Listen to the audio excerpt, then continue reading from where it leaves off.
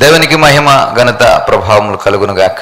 అందరూ కూడా బాగున్నారని, అందరూ కూడా దేవునిలో మరి వాక్యములో క్రీస్తులో ఫలభరితంగా వర్ధిల్లుచున్నారని నమ్ముచున్నాను. ఈ యొక్క వాక్యమును కొద్దిమంది చూస్తూ ఉన్నారు, మంచిది. దాన్ని బట్టి దేవుని నేను స్తోత్రం చెల్లిస్తూ ఉన్నాను. కొద్దిమంది ఈ వాక్యాన్ని స్వీకరించగలిగితే, ఈ కొద్దిమంది యొక్క జీవితాల్లో ఆశీర్వాదము నింపబడితే, ఈ కొద్దిమందిలో ఆధ్యాత్మికమైనటువంటి మాటలు ఫలిస్తే అది అనేక మందికి ఆశీర్వాదకరంగా మార్చబడుతుందని, మరి అభివృద్ధి అనేది మరి ఈ చిన్నగానే ప్రారంభించబడుతుంది. మరి 1000 మైళ్ళ ప్రయాణమైన ఒక అడుగుతోనే ప్రారంభించబడుతుందని నేను నమ్మిన వాడిని, నమ్ముతున్నవాడిని. అదే మా యొక్క ప్రమాణముగా మరి మేము ముందుకు వెళ్తున్నాం. కాబట్టి మీరు వింటున్న ఈ వాక్యాలను బట్టి మీరు బలపరచబడి, మీకు ఆదరణకరంగా దీవెనకరంగా అనిపిస్తే మీరు ఈ వాక్యాల్ని మరికొద్ది మందికి షేర్ చేయండి, పంచుకోండి.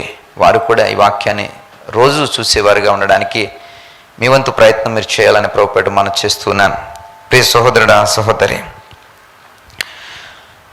ఎందుకని అంటే దేవునికి వాక్యము జీవము. దేవుని యొక్క సన్నిధి మనకి కాపరిగా ఉండి, దేవుని యొక్క వాక్యము మనకి తోడుగా ఉండి, దేవుని యొక్క వాక్యము మనకు మార్గముగా ఉండి, దేవుని యొక్క వాక్యము మనకు వెలుగుగా ఉండి, దేవుని యొక్క వాక్యము మనకి ఆదరణగా ఉండి, దేవుని యొక్క వాక్యము మనల్ని బలపరుస్తూ, దేవుని యొక్క వాక్యము మనల్ని తీర్చిదిద్దుతూ, దేవుని యొక్క వాక్యము మనల్ని హెచ్చరిస్తూ సరిచేస్తూ మనల్ని నడిపిస్తున్నప్పుడు మనము మరి ఎంతో మంచి దినాల్ని, మంచి రోజులను మనం చూడగలుగుతాం.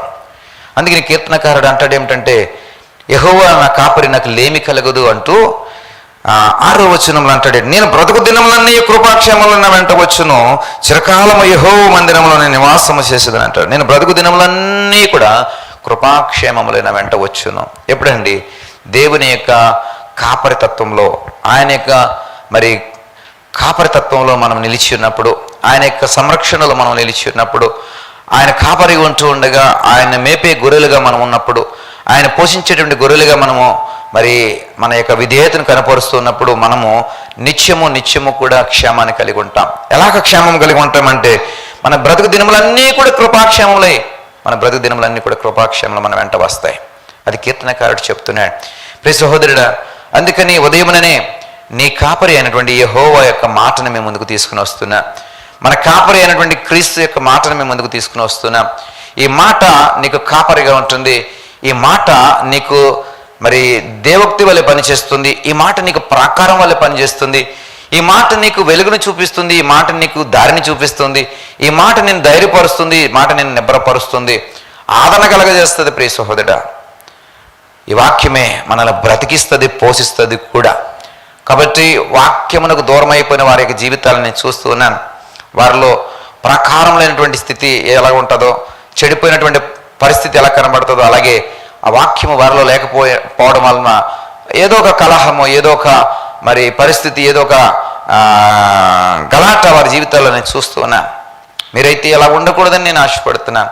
ఈ దేవోక్తి నీకు ఒక బౌండరీగా ఉండాలి, ఒక ప్రాకారంగా ఉండాలి, ఒక చక్కటి కాపరి తత్వంలో నువ్వు వర్ధిల్తూ ఉండాలి.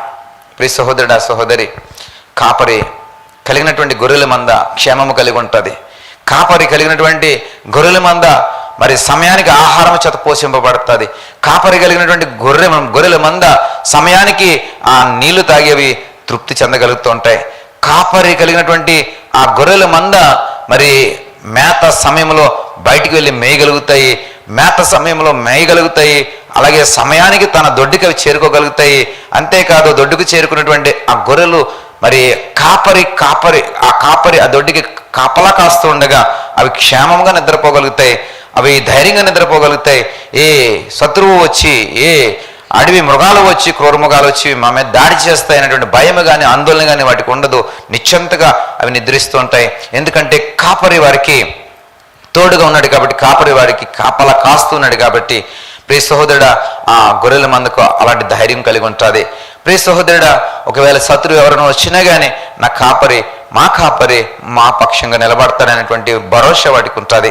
కాబట్టి ప్రియ సహోదరుడా, యెహోవా నీ కాపరి, నువ్వు బ్రతుకు దినములన్నీ కూడా కృపాక్షేమలు నీ వెంట రావాలని నీ కాపరి కోరుకుంటున్నాడు.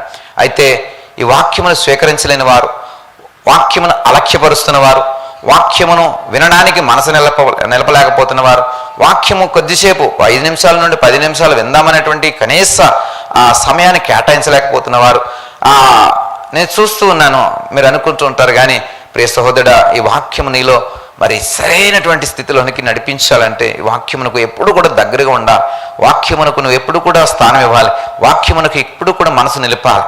ప్రియ సహోదరుడా, నీకు ఎన్ని పనులైనా ఉండవచ్చు, ఎంత ఒత్తిడైనా ఉండవచ్చు, ఎంత బిజీగానే ఉండవచ్చు. అయితే దానికంటే ముందు ఈ వాక్యం చాలా ప్రాముఖ్యమైన ఎరిగి దీనికి ఎక్కువ సమయాన్ని లేదా ఎక్కువ ప్రాముఖ్యతను వాక్యానికి ఇవ్వాలనేటువంటి ఆ మనసును నువ్వు నిలపాలని ప్రయాసపడుతున్నాను. ఎందుకంటే నువ్వు వంట చేయడానికి చక్కగా మనసు నిలుపుతావు, లేకుంటే నీవు ఆఫీస్కి వెళ్ళడానికి ఇంటి యజమానిగా ఇంటికి ఏం కావాలో దానికోసం మనసు నిలుపుతావు, అన్ని పనులు చేయడానికి సమయానికి కేటాయించగలుగుతావు, అన్నిటికి కోసం కూడా నువ్వు మరి ఒక ప్రణాళిక చేసుకుని చక్కగా దాని ప్రకారం వెళ్తావు.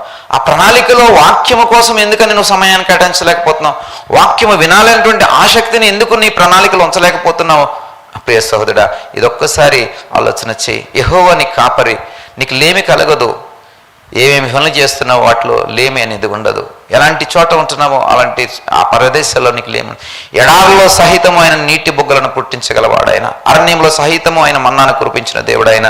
ప్రియ సహోదరుడా, ఎందుకు కొదవవుతుంది, ఎందుకు లేమవుతుంది, ఎందుకు ఈ గలాట నీ జీవితంలో కలుగుతుంది అంటే వాక్యమునకు ఇవ్వాల్సిన స్థానం నువ్వు ఇవ్వట్లా, వాక్యమునకు ఇవ్వాల్సినటువంటి ప్రాధాన్యతను ఇవ్వట్లా, వాక్యమునకు కేటాయించవలసిన సమయాన్ని నువ్వు కేటాయించలేకపోతున్నావు. 24 గంటలు ఎలా గడిచిపోతున్నాయి, ఇట్టే గడిచిపోతున్నాయి. సరైన ప్రార్థనకు నువ్వు సమయాన్ని ఇవ్వట్లే, సరైన వాక్యానికి నువ్వు సమయాన్ని ఇవ్వట్లే. అన్నిటికీ అవకాశం ఉంటుంది, కానీ వాక్యమునకు అవకాశం ఉండలేదు. నీ బ్రతుకు దినములన్నీ కృపాక్షేమములు నీ వెంట రావాలని దేవునికి దాసుడిని ఆశపడుతూ ఈ కాపరి యొక్క వాక్యాన్ని మేము ముందుకు తీసుకువస్తున్నాను. మన కాపరి యొక్క వాక్యమును మేము ముందుకు అందిస్తున్నాను. కాబట్టి వాక్యములు రండి, జీవితాన్ని మరి క్షేమకరంగా మార్చుకోండి, ఫలభరితంగా మార్చుకోండి.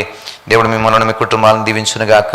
ప్రార్థన చేస్తాను. దయగల తండ్రి, కృపగలని దేవా, ఉదయం నేను నీ సన్నిధికి వచ్చి నీవే మా కాపరివని, ఇదిగో నేను నీ వైపు మా యొక్క తలలు ఎత్తుకుని నీ ప్రార్థనలో ఏకీభవిస్తూ ఉండగా మా వైపు చూడండి బాబు, మాకు కావలసినటువంటివి మాకు సమకూర్చండి.